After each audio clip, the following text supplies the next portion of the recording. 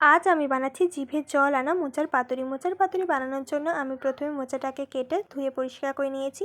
এবার আমি ওর উপরে দিয়ে দিচ্ছি স্বাদ মতো লবণ, হলুদ গুঁড়ো, আদা বাটা, সর্ষে পোস্ত বাটা, রসুন বাটা, কাঁচা লঙ্কা বাটা ও কাঁচা সর্ষের তেল।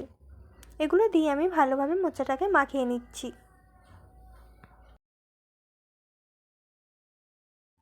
মোচাটা মাখানো হয়ে গেছে। এবার আমি একটি বড় কলা পাতাতে এগুলো দিয়ে আমি চারদিক থেকে মুড়ে একটি সুতোতে বেঁধে নেব।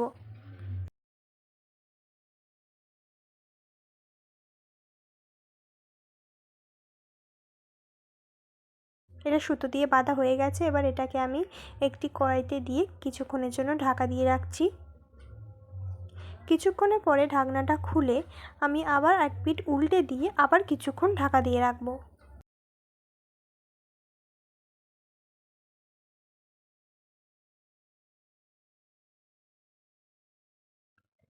এটা সিদ্ধ হয়ে গেছে, আমি এটা নামিয়ে নিচ্ছি। এবার আমি এটা থেকে সুতোটা খুলে আমি আপনাদেরকে এটা খুলে দেখাবো।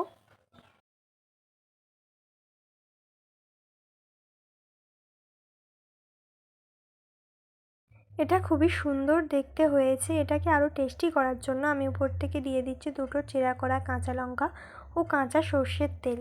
তাহলেই রেডি হয়ে যাবে জিভে জল আনা মোচার পাতুরি।